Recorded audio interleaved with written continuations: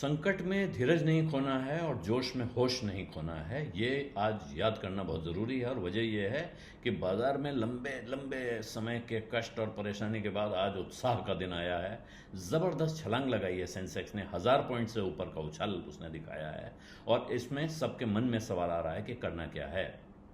क्या ये वो मौका आ गया है जब शेयर बेच के निकल जाना है? क्योंकि तमाम लोगों ने पिछले दिनों कहा कि भाई जैसे ही मौका मिले बेच के निकल जाना, बड़ा ख़राब समय आने वाला है।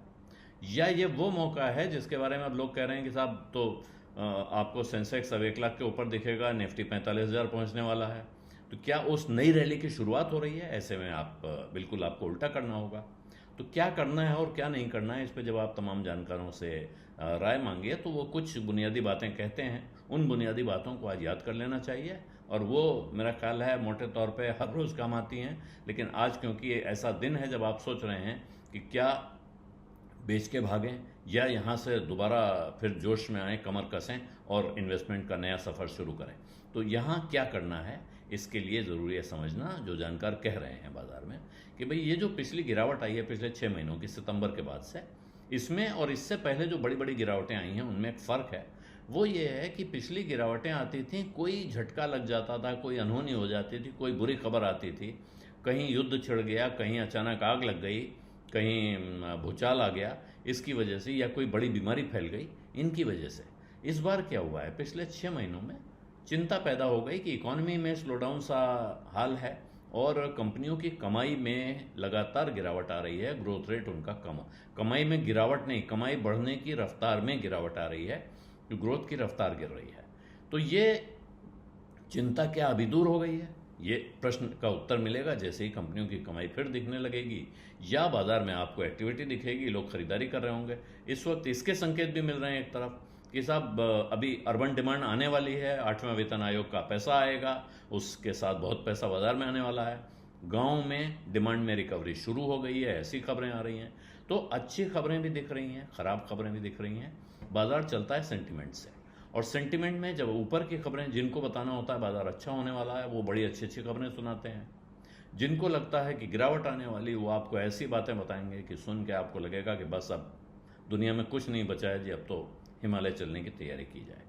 इसके बीच में आपको अपना फैसला करना है कि अपने पोर्टफोलियो का क्या करना है।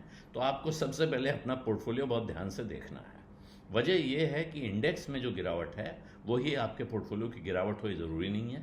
आपके अपने पोर्टफोलियो के अंदर कैसे शेयर हैं, आप अगर अभी देखें तो बड़ी गिरावट में स्मॉल और मिड कैप के इंडेक्स 20% के करीब गिर चुके हैं। इसके बावजूद अभी बहुत सारे शेयर हैं जो बहुत महंगे हैं, 25 से ऊपर की पीई पर या 50 से ऊपर के प्राइस अर्निंग रेशियो पर चल रहे हैं, जो कि बहुत महंगा है। वजह यह है कि अगर आपकी कंपनी 15% सालाना ग्रोथ करती है तो उस पर उसका पी होना चाहिए 15 का। तो 25 पी का मतलब 25% की सालाना ग्रोथ होनी चाहिए, और 50 पी का मतलब 50% की सालाना ग्रोथ। इसके ऊपर 70-80 के पी पे भी आपको कंपनियां दिखती हैं, तो इसका मतलब है कि बिल्कुल आसमान में छेद करने वाली ग्रोथ उनकी होनी चाहिए। ये उम्मीद बाजार कर रहा है, इसलिए वो उनको इतना ऊंचा वैल्यूएशन दे रहा है।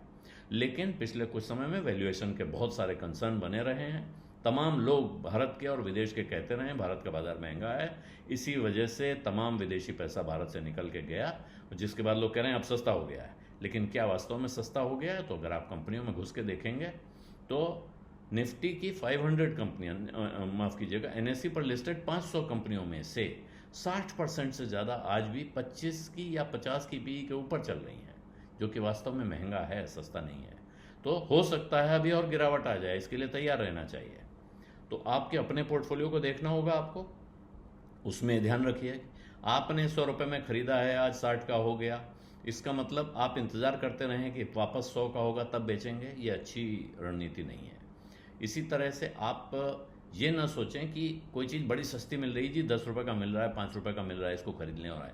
रिटेल इन्वेस्टर सबसे ज़्यादा जो इन्वेस्टमेंट और ट्रेडिंग करता है वो इन्हीं सस्ते शेयरों में करता है, 5 रुपये, 7 रुपये, 10 रुपये के फेयर में, और उसके बाद इनमें फंस जाता है और उसके बाद में परेशान होता है, उसके हाथ जल गए और साथ में वो बाजार को कोसते हुए यहाँ से निकल लेता है।